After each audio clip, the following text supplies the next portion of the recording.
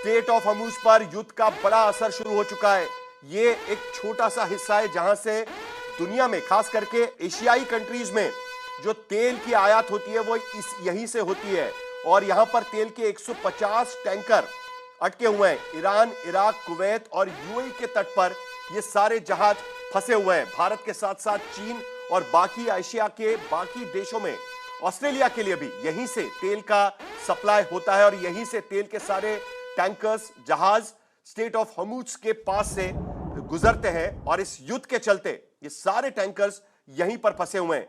State of हर्मुज पर युद्ध का बड़ा असर दिखना शुरू हो चुका है। हो सकता है कि तेल की कीमतें भी इससे बढ़ सकती है। ज्यादातर देशों में 60 से 70% तेल इसी हिस्से से होते हुए जाता है। लेकिन शुरुआत मुझे इसी बात से करनी है।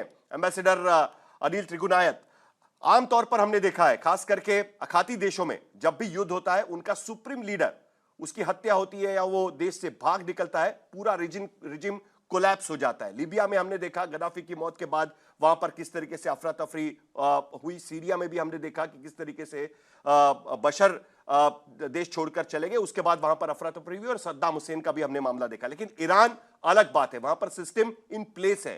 35 साल से आयतुल्लाह अली खोमेनी वहां पर सुप्रीम लीडर के तौर पर राज कर रहे हैं, लेकिन उसके साथ साथ एक सिस्टम वहां पर बनी हुई है। क्या ईरान में यह बात इतनी आसान होगी?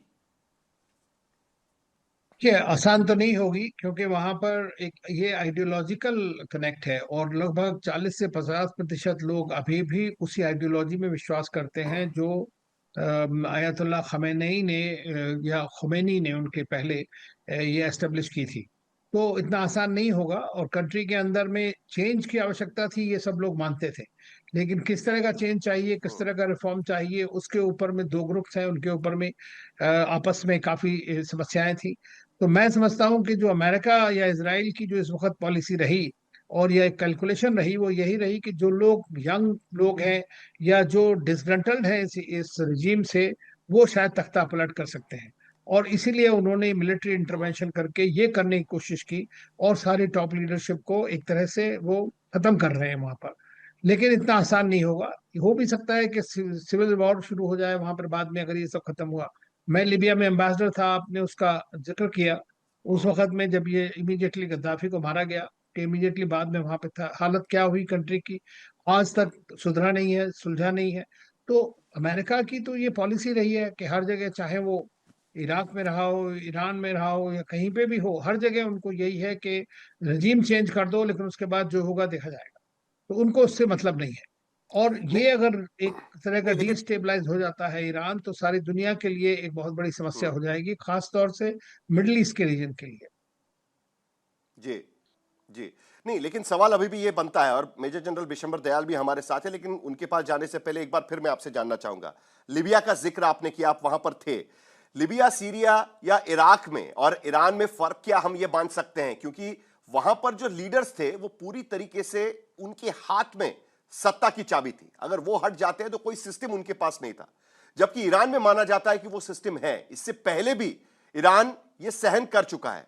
70 के दशक में पूरी की पूरी उनकी जो लीडरशिप थी उसको खत्म कर दिया गया था, कभी बॉम्ब ब्लास्ट में, कभी मार कर या टारगेटेड अटैक्स में। लेकिन उसके बावजूद भी ईरान पर उनकी पकड़ बनी रही, रिवॉल्यूशनरी गार्ड्स की पकड़ वहां पर बनी रही। क्या इस बार स्थिति अलग है?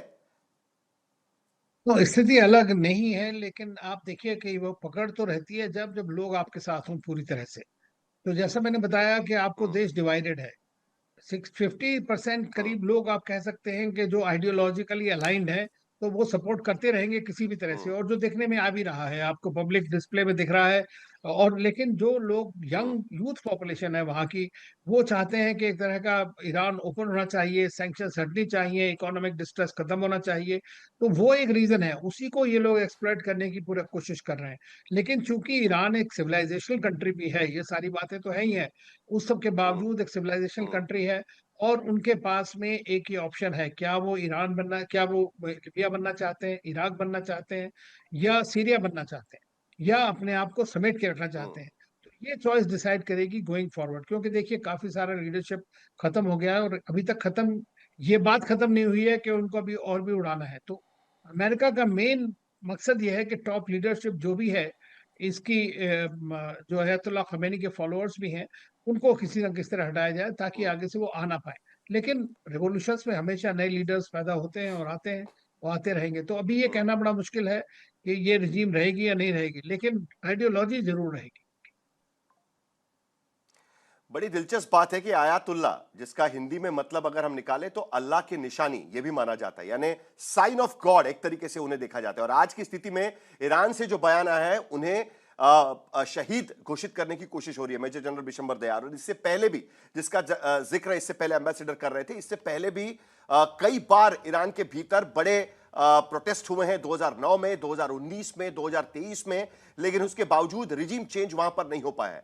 आज की स्थिति में अब ये हमले कब तक चलते रहेंगे? कई देश कह चुके हैं कि एस्केलेशन नहीं होना चाहिए। और आपके पास आने के पहले लगातार वहां से खबर आ रही है कि ईरान में अस्थायी नेतृत्व परिषद का गठन किया गया है। अभी तक अयातुल्ला खमेनी की जगह कौन लेगा उसकी घोषणा नहीं हुई है, लेकिन ईरान के राष्ट्रपति, मुख्य न्यायाधीश इसमें शामिल होंगे और एक गार्डियन काउंसिल के तहत के सदस्य भी उसमें शामिल होंगे। और ये एक गठन किया जाएगा जिससे तीनों मिलकर दरअसल खमेनी की भूमिका वहां पर संभालेंगे। तो एक नए सिरे से फिलहाल ये कहा गया है कि सर्वोच्च लीडर के चयन तक, इतने जल्दी सर्वोच्च लीडर वहां पर चुना नहीं गया है, लेकिन सर्वोच्च लीडर के चयन तक ईरान में अस्थायी नेतृत्व का एक परिषद बनाया गया। एक तरीके से ऑर्गेनाइजेशन रहेगा, एक इंस्टीट्यूशन रहेगा। अस्थायी नेतृत्व परिषद के तहत वहां पर यह जिम्मा संभाला जाएगा। सवाल यहीं पर है मेजर जनरल बिशंबर दयाल, इससे पहले भी हमने देखा ईरान ये खतरा शायद मोल नहीं लेना चाहता। हमने देखा कि लेबनान में हिजबुल्लाह के लीडर की मौत होने के बाद नया लीडर चुना गया, तुरंत नए हमले में उसे भी मार दिया गया। तो ईरान शायद ये खतरा मोल नहीं लेगा। क्या आपको लगता है कि आज की स्थिति में ईरान में रिजिम चेंज हो सकता है? मैंने जिसका जिक्र किया 2009, 19 और 23 तीनों बार बड़े प्रदर्शन वहां की सड़कों पर हुए, लेकिन उसके बावजूद भी वो नहीं हो पाया था। देखिए, ईरान में इतना जल्दी इतना संभव नहीं है। कल जब आपकी टॉप लीडरशिप एलिमिनेट हो जाती है, आप सक्सीड करते हैं अपने सरप्राइज डिसेप्शन और उसके तहत आप पूरा का पूरा अपना ऑपरेशन उस तरह एग्जीक्यूट करते हैं जैसे आपने प्लान कर रखा था। तो जहां अमेरिका और इजराइल पिछले 1.5-2 महीने से प्लान कर रहा था और उन्होंने सरप्राइज अचीव किया, डिसेप्शन की, सब कुछ किया, आप उनका एम भी हासिल हुआ, इनिशियल एम ऑफ वॉर हासिल हुआ, अयतुल्ला खमेनी एलिमिनेट कर दिए, उनके साथ बड़े बड़े लीडर गए। लेकिन अगर कल ही इस कंफ्यूजन, फियर और इस पूरे उसके दौरान अगर ईरान वापस अटैक, काउंटर अटैक कर सकता है, 5-6 कंट्रीज को इन्वॉल्व कर सकता है, बेसिस पे फायर कर सकता है, इजराइल पे फायर कर सकता है, तो कहीं ना कहीं ये चेंज नहीं है साहिल, ये कंटिन्यूटी है ईरान के अंदर। दैट मींस इन्होंने भी अच्छी तरह रिहर्सल कर रखा है कि इसके बाद क्या कंटिजेंसी प्लानिंग कंप्लीट है। लेकिन एक दुविधा है यहां पे, और ये इराक नहीं बन सकता। मैं बिल्कुल एम्बेसडर साहब के साथ सहमत हूं, ना ये सीरिया, बिकॉज पॉपुलेशन जरूर खिलाफ है खोमेनी के कुछ, लेकिन 50 साल पुराना ढांचा खोमेनी ने सेटअप किया है साहब। और इसके अंदर बहुत लोग ऐसे हैं जिन्होंने इराक, सीरिया और इसके उससे सीखा है। वो चाहते हैं कि मॉडरेट बने, वो चाहते हैं कि सैंक्शंस हटे, वो चाहते हैं कि ईरान दोबारा से ट्रेड और फ्लोरिश करे, लेकिन वो ये नहीं चाहते कि उनके यहाँ मॉडल जो इराक में है, जो अमेरिकन डोमिनेंस है, वो हो, वो भी नहीं चाहते। तो जो आवाम है उसका बहुत बड़ा रोल रहेगा और लड़ाई कुछ दिन और चलेगी। ऐसा नहीं है कि लड़ाई एकदम खत्म हो जाएगी। उसके पास अभी उसकी मिसाइल जो पावर है वो इंटैक्ट है। उसकी जो अभी तक यूएवीज है, जो उसके लॉन्ग रेंज यूएवीज हैं, जब अगर वो 40 से 50,000 यूएवीज रशिया को दे सकता है तो अपनी सिक्योरिटी के लिए भी, दैट मीन जो ईरान की second, third, fourth, whatever leadership you से, जो वो लीडरशिप है वो अंदाजा लगाती है कि अभी लड़ाई होनी है, अभी असली गेम बाकी है, तो वो भी अपने आप को प्रिजर्व करेंगे, कोशिश होगी। प्रॉब्लम यह है कि एक तरफ बहुत सुपीरियर मिलिट्री पावर है, एक तरफ बहुत सुपीरियर इंटेलिजेंस पावर है, एक तरफ बहुत सुपीरियर एयर पावर है, लेकिन एक तरफ बहुत स्ट्रॉन्ग एक रिजॉल्व है लोगों का जो अमेरिका से लड़ना चाहता है। एक बात और कहूंगा मैं, देखिए जितना भी आप जोर लगा लें, इस पूरे इलाके की जो स्टेबिलिटी है ना, वो आने वाले वक्त तक खत्म होगी है। और जो क्रेडिबिलिटी है दुनिया में, अगर ईरान कंप्लीटली सक्सीड कर गया, अगर अमेरिका ईरान के ऊपर, तो फिर ये यूनिपोलर वर्ल्ड है। जो चाइना और जो रशिया हैं वो बस सिर्फ एक दर्शक रह जाएंगे। Credibility of China and Russia is also at stake actually. क्यों यहाँ जहां इंडिया की जो 5th पावर है जो वर्ल्ड की न्यू मिलेनियम में 5 पावर सेंटर्स हैं, यूरोपियन यूनियन, अमेरिका, रशिया और चाइना और इंडिया। इंडिया की जो है वो मैक्सिमम इफेक्ट इंडिया पे है, लेकिन इस ऐसे हालात हैं कि इस दौर में सब जो है दर्शक हैं और अमेरिका अपनी जो हेजमनी है, अमेरिका की जो अपना एम है वो हासिल किए जा रहा है। तो ये बहुत कॉम्प्लेक्स सिचुएशन है। ये बात तो बिल्कुल सही है, वक्त बताएगा कि अल्टीमेटली कहां जाके टिकेगा। खास करके एशियाई देश इस पूरे युद्ध पर और इस स्थिति पर नजर बनाए रखे हैं, जिसका जिक्र हमने इस प्रोग्राम के शुरुआत में किया था कि स्टेट ऑफ हॉर्मुज में 150 तेल के टैंकर्स इस वक्त अटके पड़े हुए हैं और पूरी उस दुनिया का तेल सप्लाई यहीं से होता है। ज्यादातर 60 से 70% एलएनजी का सप्लाई इसी छोटी स्ट्रीट से यहां पर होता है और चाइना से लेकर तमाम एशियाई देश, ऑस्ट्रेलिया तक पूरे इसी स्ट्रीट से होने वाली तेल सप्लाई पर डिपेंडेंट रहते हैं। एयर मार्शल अनिल चोपड़ा भी हमारे साथ में। सबसे बड़ा सवाल आज की स्थिति में यही है, अमेरिका और इजराइल क्या करने वाला है। उनके उद्देश्य साफ नजर आ रहे थे। ओमान के फॉरेन मिनिस्टर पहले ही कह चुके थे कि ईरान तैयार हो चुका है उनके जो यूरेनियम स्टॉक पाइल से उसे घटाने में, उसका इंस्पेक्शन कराने में, लेकिन उसके बावजूद भी वो नेगोशिएशन सक्सेसफुल नहीं माने गए और उसके बाद तुरंत ही इजराइल की तरफ से हमला किया गया। लेकिन अगर आपको रिजीम चेंज करना है, जिस तरीके से लिबिया या सीरिया में किया गया, आपको बूट्स ऑन द ग्राउंड लगेंगे, आपको आपका सैन्य वहां पर उतारना होगा। क्या आज की स्थिति में अमेरिका इसके लिए तैयार होगा? कई अमेरिकी सैन्य ठिकाने आसपास के खाड़ी इलाके में है, लेकिन उसके बावजूद क्या अमेरिका यह रिस्क लेगा? सिर्फ एयर स्ट्राइक से जो उन्हें चाहिए वो क्या वो हासिल कर पाएंगे? Air marshal Anil Chopra. देखिए साहिल, एपिक फ्यूरी जो ऑपरेशन है, बहुत ही उसके लिए प्रिपरेशन बहुत अच्छी की गई है। इंटेलिजेंस की इंफॉर्मेशन कंप्लीटली है। पहले दिन की ही सेकेंड स्ट्राइक में उन्होंने टॉप लीडरशिप को खत्म कर दिया। उन्होंने न्यूक्लियर जितने भी उनके स्टेशन थे, लैब्स थी, उन सबको स्ट्राइक किया पहले दिन ही। पहले दिन 700 एयर स्ट्राइक्स हुई हैं, 700 एयर स्ट्राइक्स। और आज के दिन में तकरीबन अभी तक 1200-1300 एयर स्ट्राइक्स हो चुकी हैं। पहले दिन उन्होंने उनके एयर डिफेंसेस को खत्म कर दिया। पहली स्ट्राइक 45,000 फीट की ऊंचाई पे होनी पड़ी ताकि उनको एयर डिफेंसेस से खतरा ना हो। आज जैसे आपने बताया कि वो फाइटर जहाज लो लेवल से जा रहे हैं, लो लेवल पे आ रहे हैं, दैट मीन्स उनकी डोमिनेंस तकरीबन कंप्लीट है। और ये जो डोमिनेंस है, it is very important. 1971 war हमने इतनी जल्दी बांग्लादेश को लिबरेट इसलिए किया था क्योंकि दूसरे दिन ही हमारी पूरी एयर डोमिनेंस हो गई थी। तो मैं जानता हूं ट्रम्प बूट्स ऑन ग्राउंड नहीं लेके जाएंगे। कोई अमेरिकन इस टाइम वो एक्सेप्ट नहीं करेंगे। कोई बॉडी बैग्स नहीं देखना चाहता अमेरिकन। तो इसलिए रजीम चेंज के लिए उन्होंने टॉप लीडरशिप उड़ा दी है और भी लीडर्स उड़ाएंगे। आईआरजीसी की लीडरशिप काफी डिन्यूड हो गई है। तो अटैक पूरे रहेंगे, स्टेल्थ एयरक्राफ्ट भी यूज हो रहे हैं और कमांड एंड कंट्रोल और लीडरशिप को वो फिनिश कर देंगे। रजीम चेंज ना, रजीम चेंज का प्लस एंड माइनस है। हमें मालूम है कि पहले लिबिया, सीरिया वगैरह में रजीम चेंज का कोई फायदा नहीं हुआ, देश का और नुकसान ही हुआ है। मगर क्या ईरान के अंदर रजीम चेंज, क्या हम चाहते हैं कि देखिए ईरान एक इकलौता शिया देश है। हिंदुस्तान पाकिस्तान में भी शिया काफी हैं, सुन्नी, बाकी सब सुन्नी कंट्रीज हैं। क्या आप चाहते हैं कि शिया रजीम्स को बिल्कुल खत्म कर दिया जाए? ये सब सवाल पॉलिटिकली समझना पड़ेगा। गल्फ ऑफ हॉर्मुज सिर्फ 31 किलोमीटर चौड़ी है, मगर जो एक्चुअल जहां से टैंकर जाते हैं वो सिर्फ 2.5-3 किलोमीटर का है। उसमें से सिर्फ 2 लेन्स हैं। एक भी समुद्री जहाज अगर एयर स्ट्राइक से या कैसे भी या क्रूज मिसाइल से गिरा दिया गया तो वो सारी चैनल को रोक सकता है। और nearly 30% of the world's oil यहां से गुजर रहा है। तो इसलिए हम के लिए, इंडिया के लिए एक बहुत, ये युद्ध जल्दी खत्म होना बहुत जरूरी है। रजीम चेंज होती है नहीं होती है वो सेपरेट बात है। इंडिया की इकोनॉमी पे बहुत बड़ा इफेक्ट होने वाला है क्योंकि हमारे को वहां से ऑयल चाहिए। वैसे भी ईरान सिविलाइजेशनल देश है। पर्शिया और हमारे बहुत पुराने संबंध रहे हैं। Iran has been friendly towards India.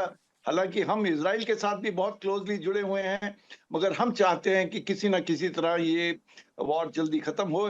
Actually ये वॉर शुरू नहीं होनी चाहिए थी, क्योंकि डिस्कशंस न्यूक्लियर के सब्जेक्ट के ऊपर बहुत नजदीक पहुंच चुकी थी, और उसको अगर आगे लेके जाते तो ये लड़ाई शायद शुरू लेकिन ही आज नहीं की होती। स्थिति में हम देख रहे हैं कि ईरान एक तरीके से अलग थलग पड़ चुका है, उनके दोस्त भी उनके साथ में खड़े नहीं है। लेकिन ऐसे में सिर्फ रशियन प्रेसिडेंट व्लादिमीर पुतिन ने इस पूरे मामले पर, खास करके आयतुल्ला अली खमेनी की मौत पर सीधे निशाना साधा है। कहा है कि मानवीय नैतिकता का उल्लंघन इस पूरे हमले में और आयतुल्ला खमेनी की मौत में दिखाई देता है। आयतुल्ला अंतर्राष्ट्रीय नियमों का उल्लंघन इस हत्या से हुआ है, खमेनी की हत्या की गई है। व्लादिमीर पुतिन का यह बयान साफ शब्दों में दिखाता है कि खमेनी की हत्या हुई है, व्लादिमीर पुतिन यहां पर कह रहे हैं। और उसके साथ साथ उनका यह भी कहना है, और उसके साथ साथ अभी अभी खबर यह भी आ रही है कि चीन ने रूस के विदेश मंत्री से बात की है। चीन का ऑयल सप्लाई भी उसी स्ट्रेट ऑफ हॉर्मूज से आता है। 60 से 70% चीन में आने वाला तेल इसी इलाके से आता है। और इसके चक्कर में खास करके हम देखें तो चीन भी इस पर नजर बनाए रखे हुए है। और ईरान पर मिलिट्री एक्शन तुरंत बंद हो, चीन ने रूस के विदेश मंत्री से बात की है और उसमें साफ शब्दों में उन्होंने कहा है कि एक संप्रभु नेता की हत्या मंजूर नहीं है। चीन और रशिया, वो भी इन दोनों इस मुद्दे पर एक साथ खड़े नजर आ रहे हैं। ईरान में आयतुल्ला खमेनी की हत्या पर चीन ने रूस के विदेश मंत्री से बात की है। ईरान पर यूएस इजराइल के हमले को लेकर भी उन्होंने कहा है कि यह हमला हमें मंजूर नहीं है। यूएस और इजराइल का हमला हमें मंजूर नहीं है। हमारे साथ प्रणय उपाध्याय अगर मौजूद है। प्रणय, चीन का यह स्टेटमेंट क्या कहता है, और खास करके ऐसी स्थिति में जब व्लादिमीर पुतिन भी कह रहे हैं कि खमेनी की हत्या हुई है और दूसरी तरफ हम कह रहे हैं कि चीन भी इसमें साफ शब्दों में कह रहा है कि यह हमला ठीक नहीं है।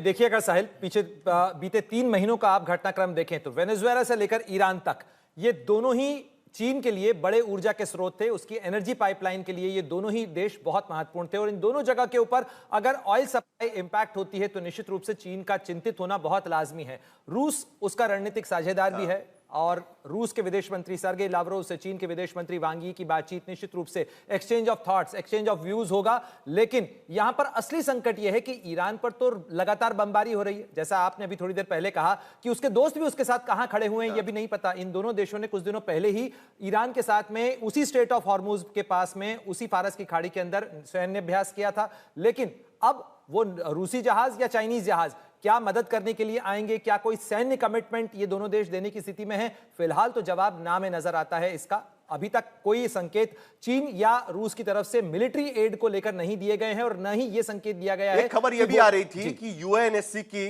मीटिंग बुलाने की मांग की गई थी, खास करके फ्रांस और बहरीन के तरफ से, लेकिन अभी तक इसकी मीटिंग कॉल नहीं की गई है। वहां पर भी चीन और रशिया की भूमिका क्या रहेगी वो भी बड़ा देखना दिलचस्प रहेगा। प्रणय, देखिए दिलचस्प तो क्या होगा उसमें, सिक्योरिटी काउंसिल की मीटिंग में क्या होगा ये हम अभी अंदाजा लगा सकते हैं क्योंकि रेजोल्यूशन आएगा, उसमें बयान दिए जाएंगे। अमेरिका, ब्रिटेन और फ्रांस, इनके पास में वीटो पावर मौजूद है। रूस और चीन एक तरफ कंडेमनेशन करेंगे उस चीज के ऊपर और उसका कोई नतीजा नहीं निकलेगा। कई बार मुझे लगता है कि यूएन की स्थिति और यूएन की जो स्थिति है वो कॉलोनियों के आरडब्ल्यू जैसी हो गई है, जिसके अंदर वो केवल परामर्श जारी कर सकते हैं, बातें कर सकते हैं, लेकिन उसे बहुत ज्यादा इंप्लीमेंट करने के लिए जो चीजें चाहिए वो उनके हाथ में नहीं है। क्योंकि अगर आप देखें तो बीते 4-5 सालों के दौरान देश अपने मुद्दों को खुद आपस के अंदर लड़के या किसी तरीके से सुलझा रहे हैं। यूएन की किसी भूमिका का कोई डोमिनेंस यहां नजर नहीं आ रहा है। यही सबसे बड़ी बात है और इसीलिए भारत का जो रिस्पॉन्स है वो भी काफी नपा तुला रहा है। हालांकि ईरान हमेशा भारत को अपना दोस्त कहता है। कुछ ही दिन पहले इंडिया टुडे ग्लोबल की एडिटर मेरी सहयोगी गीता मोहन ने ईरान के 2 दिन पहले महज ईरान के फॉरेन मिनिस्टर से, विदेश मंत्री से जो मुलाकात की थी उसमें भी ईरान के विदेश मंत्री यही कह रहे थे कि भारत को हम दोस्त समझते हैं, लेकिन उसके बावजूद भारत के साथ जो उनका रिश्ता है वो कल्चरल है, सोशल है और उसके साथ साथ पॉलिटिकल रिश्ता भी है। भारत का रिस्पॉन्स जरा एक बार देख लेते हैं। भारत की तरफ से जो स्टेटमेंट, बयान जारी किया गया है उसमें 4 बातें उभर कर सामने आती है। भारत के रिस्पॉन्स में सबसे पहली बात जो उन्होंने व्यक्त की है चिंता, और वो भी तमाम नागरिकों की, जो दोनों तरफ से जो खाड़ी क्षेत्र में दोनों खेमों को कहा गया है कि नागरिकों की सुरक्षा पर ज्यादा ध्यान दिया जाए। उसके साथ साथ दूसरी बात जो उन्होंने कही है कि संप्रभुता और क्षेत्रीय अखंडता का सम्मान करने का आह्वान भी उसमें किया गया है। या ना कहीं उन्होंने छूने की कोशिश की है कि ईरान के जो क्षेत्रीय अखंडता है या संप्रभुता है उसका उल्लंघन किया गया, उसका जिक्र यहां पर दिखता है। और उसके साथ साथ आपसी संवाद और कूटनीति का आग्रह भी भारत की तरफ से रखा गया। और आखिर में भारतीय नागरिकों की सुरक्षा भी खाड़ी देशों में खास करके उसका जिक्र यहां पर किया गया है। कुल मिलाकर डॉक्टर सैयद जफर इस्लाम हमारे साथ में है। भारत सरकार ने इस पर जो अपनी भूमिका रखी है, और ये युद्ध तब शुरू होता है जब भारत के प्रधानमंत्री इजराइल में इजरायली प्रधानमंत्री के साथ थे, उनका जॉइंट स्टेटमेंट आता है और उसके दूसरे दिन ये युद्ध की शुरुआत होती है इजराइल की तरफ से। भारत की भूमिका इसमें क्या नजर आएगी? क्या भारत दोनों से समान दूरी बनाए रखेगा? एक तरफ ईरान है जहां से आप तेल लेते हैं, जिनके साथ में आपके पुराने रिश्ते हैं, अपने आप को दोस्त कहते हैं, और दूसरी तरफ इजराइल है जहां से आपको डिफेंस टेक्नोलॉजी मिलती है। डिफेंस के लिए ऑपरेशन सिंदूर के बाद हमने देखा कि जो सुदर्शन जिसका हम इस्तेमाल कर रहे थे, उसके लिए हमें इजरायली टेक्नोलॉजी की जरूरत हमेशा रही है। तो एक तरीके से समान दूरी बनाए रखने का एक नया भारत की तरफ से रवैया रहेगा इसमें। देखिए साहिल, आपने देखा है, इतिहास उठा के देख लीजिए, भारत बराबर जो पक्षदार रहा है वो शांति का पक्षदार रहा है। हम बराबर अमन चाहते हैं, शांति चाहते हैं, और इसलिए भारत के प्रधानमंत्री ने भी बराबर इसी बात का जिक्र किया है। लेकिन ऐसे मौके पे जाहिर है देश के हितों की रक्षा करना भारत का फर्ज है। भारत ने अपने देश के हितों का रक्षा बराबर की है और उसी के नेशन फर्स्ट की पॉलिसी को फॉलो किया है। कुछ ऐसी पॉलिटिकल पार्टीज है कि ऐसे समय में भी जहां दुनिया के अलग कोने में अलग अलग चीजें हो रही है, उसमें भी भारत को कहीं ना कहीं झोंकना चाहती है और अपने राजनीतिक फायदे के लिए इस तरह के बयानबाजी करते हैं, जैसे कांग्रेस पार्टी के जयराम रमेश जी ने किया।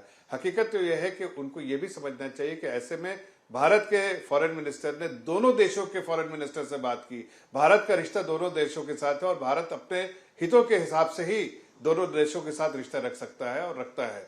ऐसे में जो ये कॉन्फ्लिक्ट चल रहा है उसमें जाहिर है उसमें भारत का कोई रोल नहीं है, लेकिन भारत शांति का पक्षदार है, इसलिए भारत बराबर अपील करता है इस बात को कि भाई हम शांति चाहते हैं, स्टेबिलिटी चाहते हैं। और जो आपने चार बातें गिनाई, उन चार बातों का जिक्र भारत ने अपने स्टेटमेंट में किया है। वहां के हमारे भारत की बड़ी पॉपुलेशन जो है करीब 90 लाख मिडिल ईस्ट में रहती है और ऐसे उनकी सुरक्षा की भी चिंता जो है हमने बराबर दोनों फॉरेन मिनिस्टर के बातों में इस बात को आगाह करने की भी कोशिश की है। लेकिन जो इस वक्त जो हालात बने हुए हैं, जिस तरह से हालात बने हैं अमेरिका, इजराइल, ईरान और साथ में इधर जो मिडिल ईस्टर्न कंट्रीज, उसमें और फिर अभी देखिए जैसे आपने बताया कि रूस हो, चाइना हो या पोप हो या और भी अदर कंट्रीज है जिन्होंने अपील की है कि शांति की।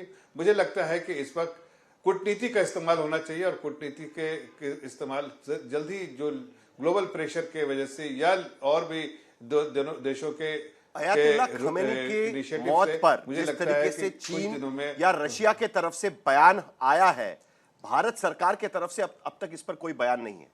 आज सुबह जब खबर आई उसके बाद भारत सरकार की तरफ से अब तक इस पर कोई बयान नहीं। देखिए ये भारत, मैंने जैसे कहा, भारत अपने हर बयान या स्टेटमेंट देने से पहले भारत अपने हितों की जाहिर चिंता करता है और करना भी चाहिए। लेकिन जैसा मैंने कहा कि दोनों फॉरेन मिनिस्टर से हमारे फॉरेन मिनिस्टर ने बात की, तो जाहिर उस बात में जो भारत का संदेश होगा उनके तक, जो भारत के सरकार का संदेश होगा वो पहुंचाने की कोशिश की होगी। लेकिन मैं एक खास बात कह रहा हूं कि देखिए अब जितना जो कुछ हो रहा है और जिस तरह से जो एक रीजनल पूरा जो मिडिल ईस्ट में वॉर शुरू हो गया है, मुझे लगता है कि देश के हितों में भी अगर हम देखें तो हमारे जिस तरह से हम एक पावर की तरह